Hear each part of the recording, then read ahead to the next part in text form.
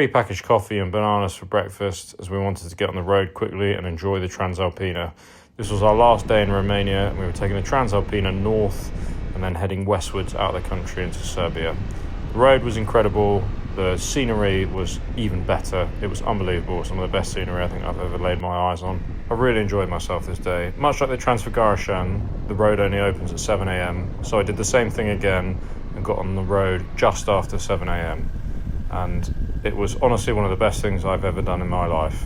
And a good way to say goodbye to Romania.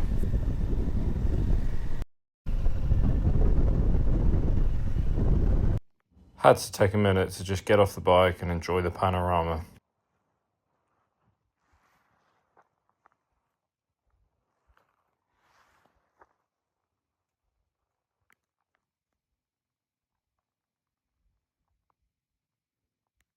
But after soaking up those views, we carried on and headed upwards.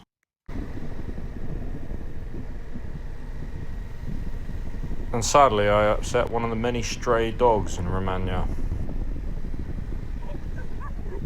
Really shook me up. But with scenery like this on offer, it doesn't take much to put your mind at ease again.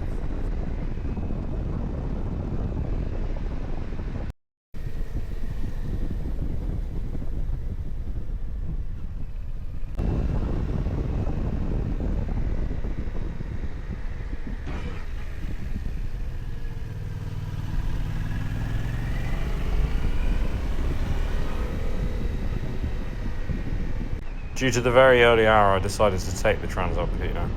The visibility was very bad, however, this was limited to the peaks, and with some slow and cautious riding, it was very manageable.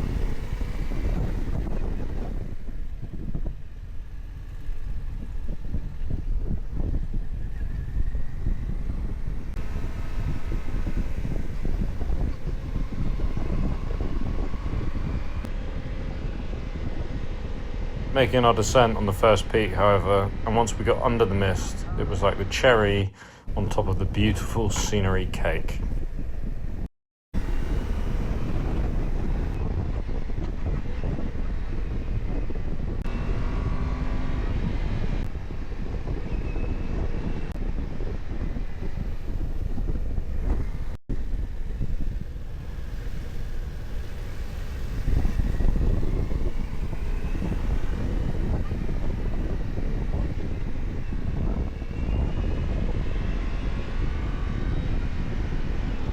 Mist thickened up again as we headed up another peak, but once again we came back down. The views were unbelievable.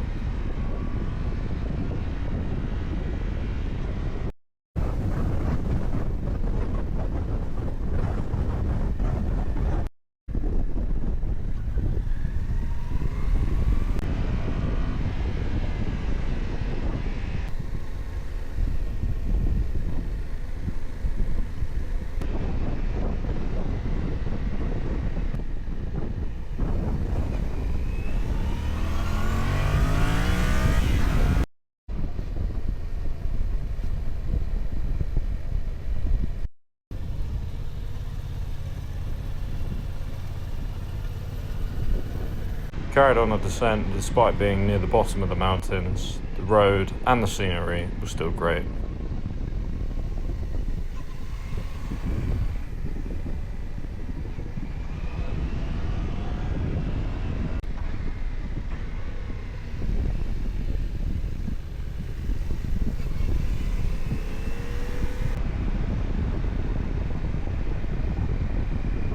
Naturally, once we were at the bottom, the sun decided to show up. But admittedly, little to my knowledge at this point, we weren't done with the Transalpina, and we had more roads to enjoy and more scenery to enjoy too.